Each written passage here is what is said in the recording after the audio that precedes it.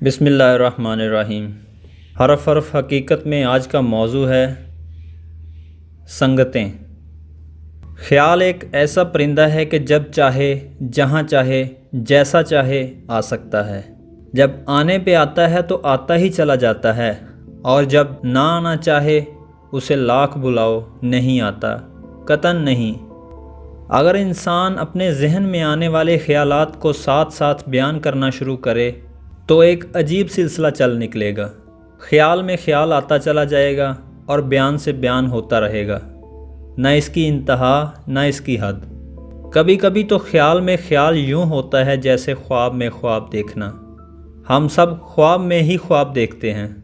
یہ زندگی خود ایک خواب ہے، اور اس میں ہمارے عزائم اور منصوبے اور ارادے سب خواب ہیں۔ پورے ہو جائیں تو بھی خواب، ادھورے رہ جائیں تو بھی خواب۔ خواب نہ چھوڑے جا سکتے ہیں نہ پورے کیے جا سکتے ہیں، بس دیکھے جا سکتے ہیں۔ کبھی کبھی بیان بھی کیے جا سکتے ہیں۔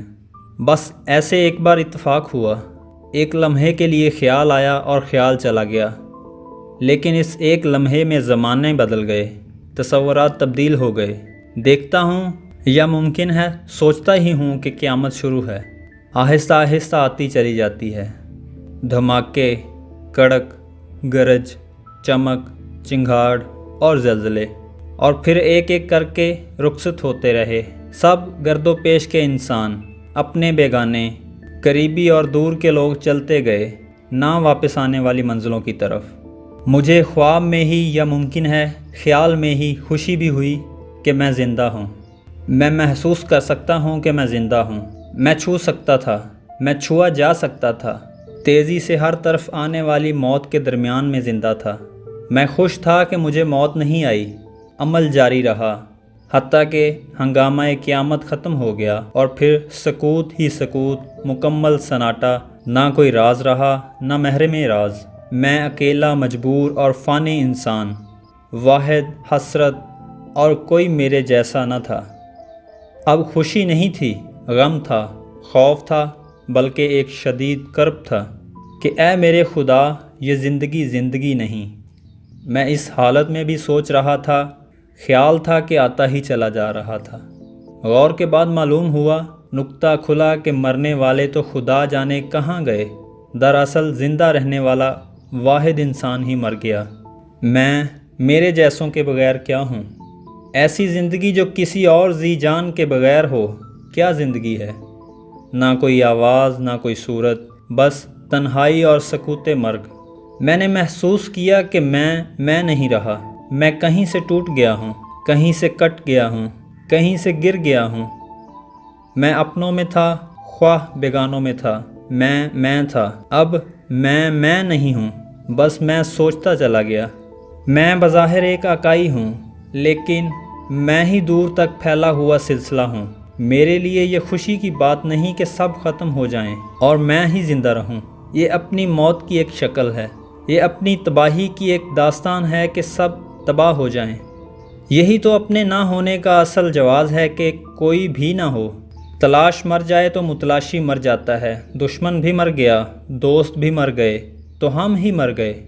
بزرگ مر گئے، ایک ایک کر کے رخصت ہو گئے، اولاد رخصت ہو گئی، ہم فریاد بن گئے، واحد فریاد۔ نہ کوئی ہمدرد نہ داد خواہ، ہم غم بن گئے، غم خوار بغیر، نہ ختم ہونے والا غم۔ یہ زمانہ میری ضیافت ہے، دور تک پھیلا ہوا سلسلہ میرا ہی سلسلہ ہے۔ میں جہاں ہوں وہاں بھی میں ہوں، اور میں جہاں نہیں ہوں وہاں بھی میں ہی ہوں۔ یہ دنیا میری ہی تکمیل کا سلسلہ ہے، یہی ہے میرے ماضی کی خانقاہ اور یہی ہے میرے مستقبل کا مقبرہ۔ اس دنیا میں سب لوگوں کی موجودگی میں مجھ پر کئی زمانے بیت چکے ہیں۔ ایک ایک لمحے میں مجھ پر صدیاں گزر گئیں، کتنے جگ بیت گئے۔ مجھے جو کچھ ملا سب کے دم سے ملا، سب ہیں تو ہم ہیں۔ میری آج کی دعاؤں کے الفاظ کسی اور کی زبان سے ادا ہوتے ہوتے میرے پاس آئے ہیں۔ میری آج کی سوچ بھی کتنے اذہان کا سفر کرتی کرتی مجھ تک آئی ہے۔ سب سلامت رہیں تو میں سلامت ہوں۔ وہ جنت جس میں اپنے علاوہ کوئی نہ ہو، وہ دوزخ سے بدتر ہے۔ جنت سب کی خوشی کا نام ہے، سب کی عافیت کا نام ہے۔ میں جس چیز کو کہتا ہوں وہ شاید میں نہیں، میں اپنے علاوہ بہت سی چیزوں کا نام ہے۔ سچ پوچھو تو جنت میری عافیت کا نام ہے، احباب میری تکمیل کا اور دشمن بھی میرے ہی عزائم کا۔ یہ سب نام ہیں میرے ہی، مختلف روپ ہیں، اور کعبہ بھی اپنے ہی دل کا نام ہے۔ عبادت اپنی پیشانی کا نام ہے، یہی پیشانی جھکتی ہے تو انسان ساجد ہو جاتا ہے۔ اپنی جبین نیاز ہی سجدوں سے سرفراز ہوتی رہتی ہے۔ قرۃ کلام الہی کے لیے بھی انسان ہی کی زبان درکار ہے، اور سننے کے لیے انسان کے کان کی ضرورت ہے، اور خشیت اللہ کے لیے انسانی دل کا ہونا لازمی ہے۔ کوئی ایسی جگہ نہیں جہاں میرا ہونا نہ ہو۔ سفر میرے دم سے، قیام میرے دم سے، حج میرے ہی دم سے۔ دعا کے لیے انسانی ہاتھ کا اٹھنا ضروری ہے۔ اللہ انسان سے مانوس ہے اور انسان اللہ کا محتاج ہے۔ زندگی کے سب ہنگامے، سب رعنائیاں، سب سلسلے، سب ہجوم، سب تنہائیاں، سارے غم اور ساری خوشیاں میرے ہی لیے ہیں۔ اندازہ کیجئے علل صبح، میری میز پر ایک رنگ برنگے سجے سجائے اخبار کی خاطر دنیا کتنے حادثات سے گزر جاتی ہے۔ سچ جھوٹ مل کر میرے پاس آ جاتا ہے، اور یوں میری مصروفیت کا اہتمام ہوتا ہے۔ فون آتے ہیں، فون جاتے ہیں، اور پھر بل۔ میرے ہی نام، میرے ہی لیے۔ میری کمائیاں ختم ہوتی ہیں اور شروع ہوتی ہیں، اور آہستہ آہستہ میں اور میرا حاصل ختم ہو جاتے ہیں، لیکن نہیں، میں اپنے وجود سے نکل کر اپنے احباب کے دل میں جا بستا ہوں۔ وہ جو میرے دل میں ہوتے ہیں، میں ان کے دل میں رہتا ہوں، اور یوں میں ہمیشہ رہتا ہوں۔ میرے دوست رہتے ہیں، میں رہتا ہوں۔ میری کتابیں رہتی ہیں، میں رہتا ہوں۔ جب تک میرے تذکرے ہیں، میں ہوں، اور میرے تذکرے کبھی ختم نہیں ہوتے۔ عجیب بات ہے کہ ہمیشہ رہنے والی کتاب میں ان کے تذکرے بھی ہیں جو ہمیشہ نہیں رہے۔ یہ کیسے ہے؟ جب تک زندہ کتاب ہے وہ زندہ ہیں، اور زندہ کتاب ہمیشہ ہی زندہ ہے۔ مارنے والوں نے مرنے والوں کو ذکر میں زندہ رکھا، اور مارنے والے نے مر جانے والوں کو، قربانی دینے والوں کو مردہ کہلانے سے بچائے رکھا۔ حکم ہوا کہ میری راہ میں مرنے والوں کو کوئی مرا ہوا نہ کہے، کیونکہ وہ تو زندہ ہیں۔ بس انسانوں کو شعور ہی نہیں ہے۔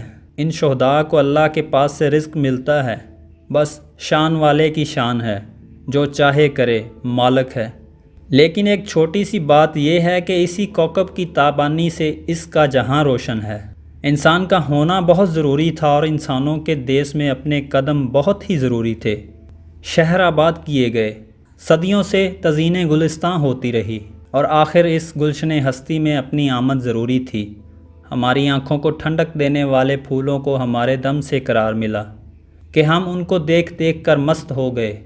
کیا بات ہے!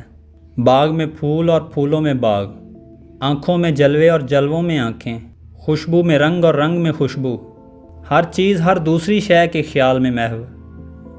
محو کرنے والا اور محو ہونے والا سب ایک ہی محویت کا حصہ ہیں۔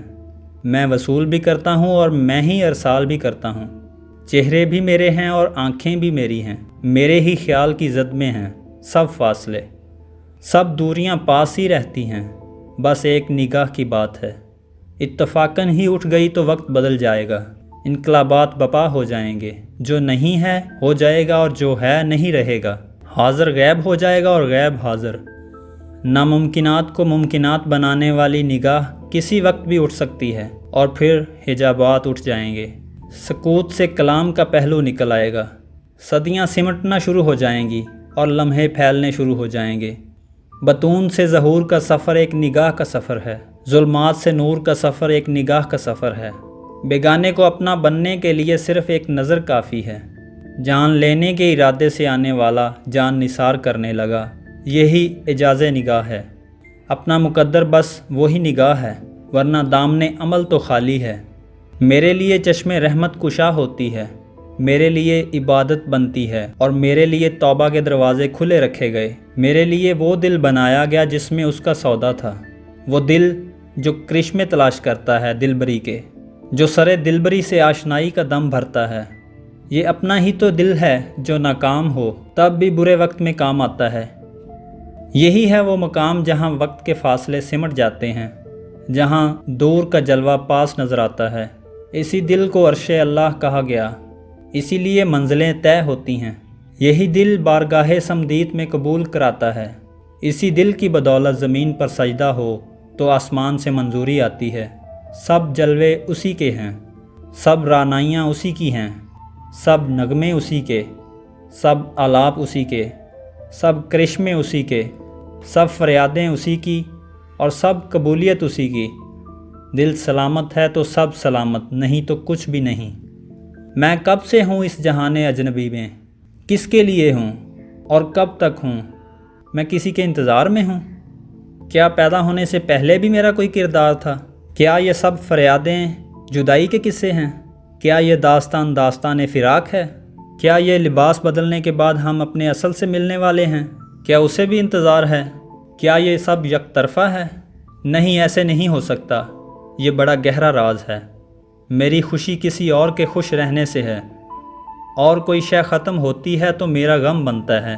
مرتا وہ ہے اور روتا میں ہوں، بیمار وہ ہوتا ہے پریشان میں ہوتا ہوں، مفلس وہ ہوتا ہے سخی میں بنا دیا جاتا ہوں، وہ شادی کرے میں بارات بن جاتا ہوں، وہ سفر پر جانے لگے میں الوداع کرتا ہوں، وہ آخری سفر پر چلا جائے میں ماتم کرنے میں سوگوار ہو جاتا ہوں۔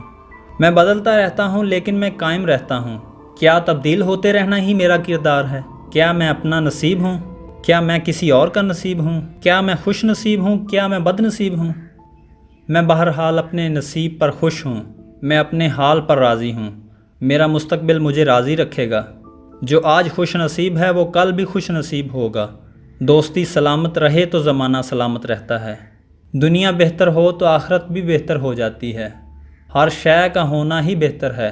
ستم کے زمانے ہوں تو لذت ستم کو قائم رکھو، کرم کے زمانے ہوں تو بھی آنکھ کو خشک نہ ہونے دو۔ تر آنکھ ہی ضمانت ہے بخشش کی۔ آنکھ میں موتی ہو تو دامن میں گوہر مراد ہوتا ہے، اور اگر آنکھ خشک ہو تو دامن مراد خالی ہوگا۔ بس یہی راز ہے کہ میں اور میرا گرد و پیش اس لیے متعلق ہیں کہ میری آنکھ میں نمی رہے، اور یہی آنسو مجھے وابستہ رکھتے ہیں اپنے آپ سے، اپنے ماحول سے، اپنے ماضی سے، اپنے مستقبل سے، اپنے اصل سے، اپنے محبوب سے، اپنے مقام سے، اپنے مالک و معبود سے۔ خدایا میری یہ تمنا ضرور پوری فرمانا کہ میرے آنسو خشک نہ ہوں اور میرے آنسو رائگاں نہ ہوں۔ ان قطروں میں کئی کلزم پنہاں ہیں، یہ آنسو عہد گزشتہ کی نجات ہو سکتے ہیں اور انہی کے دم سے عہد آندہ۔ سب کے لیے، ہر ایک کے لیے، بد اور نیک کے لیے باعث رحمت ہو سکتا ہے۔ خدایا یہ آرزو ہے کہ میں سلامت رہوں اور سب کی سلامتی کے ساتھ، کیونکہ میرا ہونا دراصل میرے وابستگان کا ہونا ہے۔ جنت میں ہونا سب کے ساتھ ہونا چاہیے۔ جنت ہے ہی بس وہی مقام جہاں کوئی بری خبر نہ آئے، کوئی یہ نہ بتائے کہ فلاں عزیز دوزخ میں چلا گیا۔ خدایا اپنے ماننے والوں کو، اپنے محبوب صلی اللہ علیہ وآلہ وسلم سے محبت کرنے والوں کو سب کو معاف فرما۔ امت رسول عربی صلی اللہ علیہ وآلہ وسلم پر رحم فرما میرے مولا۔ سب کے ساتھ سلامت رہیں، یہاں بھی مل کر وہاں بھی مل کر۔ زندگی سب کی زندگی ہے اور جنت سب کی جنت ہے۔ یہی پیغام دے گیا وہ ایک لمحہ جو آیا اور اس کے آتے ہی زمانے بدل گئے۔ سب سلامت تو ہم سلامت۔ شکریہ۔ اپنا بہت سا خیال رکھیے گا۔ انشاءاللہ نئے موضوع کے ساتھ نئی ویڈیو میں دوبارہ حاضر ہوں گے۔ تب تک کے لیے اللہ نگہبان۔